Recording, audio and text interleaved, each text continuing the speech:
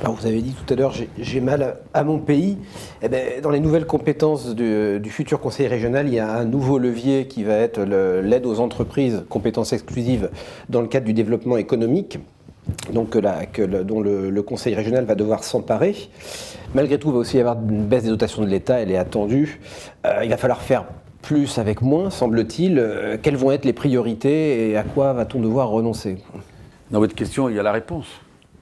La première compétence de la région était déjà très forte depuis 2004, avec la compétence de développement économique. Elle est renforcée avec cette fameuse loi NOTRe, nouvelle organisation territoriale. Donc on va déjà faire deux choses immédiatement. Parce que cette nouvelle gouvernance qu'on va installer, j'annoncerai, je l'ai dit en présentant le projet à Orléans, je dirais quel est le calendrier des 100 premiers jours. Parce que je pense qu'il faut aller vite, il faut montrer que les choses changent et qu'il y a une capacité à susciter de l'adhésion et de la confiance. J'insiste sur la confiance. On va lancer un plan de relance économique dans cette région. La région mettra 100 millions d'euros en 2 ans, 50 millions la première année, 50 millions la seconde année, et les autres financements viendront des collectivités, les départements, les agglomérations, les territoires, donc les communautés de communes, bref, pour qu'on puisse porter 500 millions d'euros de travaux dans les 2 prochaines années. C'est indispensable, sinon je vous annonce l'effondrement, je dis bien l'effondrement du secteur du bâtiment travaux publics. Et donc ce plan de relance, nous allons le porter et il sera écrit dans les 3 premiers mois de l'année 2016. La seconde chose pour les entreprises, vous l'avez très bien dit, la région devient la porte d'entrée. Donc on va mutualiser nos moyens avec les départements, avec les agglomérations, on va susciter et aller chercher des aides européennes, je rappelle que nous gérons maintenant des fonds européens, on va simplifier toutes les procédures. Je n'en peux plus, vous voyez, ça c'est l'expérience d'un député qui a dû subir des mutations économiques très profondes sur son territoire.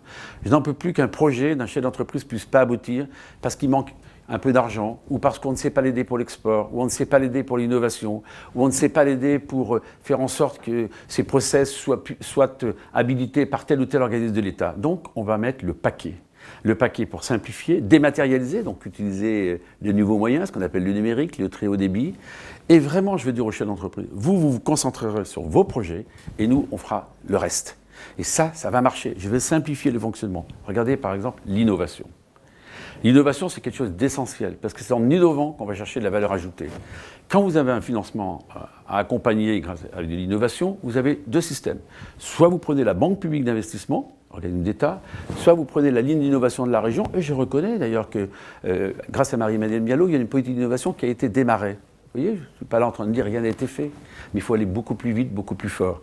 Eh bien, au lieu qu'il y ait 2 systèmes instructeurs, je proposerais de les réunir, pour qu'on aille plus vite, parce que le monde de l'entreprise n'attend pas, et il ne veut pas que la décision soit prise en 3 mois, 6 mois, 9 mois ou 1 an. Donc un plan de relance, la simplification, et puis, j'y tiens, la préférence territoriale. Je veux aider les entreprises locales. Juste un petit mot sur le plan de relance économique, 50 millions par an les 2 premières années. Ça sera en plus, actuellement, je crois que le montant de l'investissement de la région, c'est 320 millions, 320 millions oui. Sur un budget d'1 milliard. Ça sera en plus. Donc les 50 millions, ça sera en plus. Ça sera en plus, c'est un plan de relance. C'est quelque chose de nouveau, en plus des investissements classiques. Par exemple, la région accélérera les travaux qu'elle doit réaliser sur son propre patrimoine, dans 2 directions. La première, c'est l'isolation thermique des bâtiments. Nous sommes très en retard. Dans les lycées Dans les lycées, il y a 99 lycées qui appartiennent à la région. Il y a plus de 40 CFA. Donc on va accélérer. Et puis, il y a tout un sujet, ce sont les mises aux normes pour l'accessibilité handicapée, pour lesquelles la région doit faire beaucoup de travaux d'ici quelques années. Donc je vais accélérer. Donc on va mettre 500 millions d'euros sur la table. Vous voyez que ça, c'est un électrochoc. Puis vous savez, il y a des grands projets qui vont sortir. La fameuse 154 entre Chartres et Orléans va être un sujet qui va sortir dans les 2 ans. Sous forme de concession autoroutière ? Ça sera sous forme... Mais qui peut vous dire le contraire ? Y compris d'ailleurs mon concurrent socialiste, qui était autour de la table avec nous chez le ministre, parce que c'est le seul moyen pour y arriver.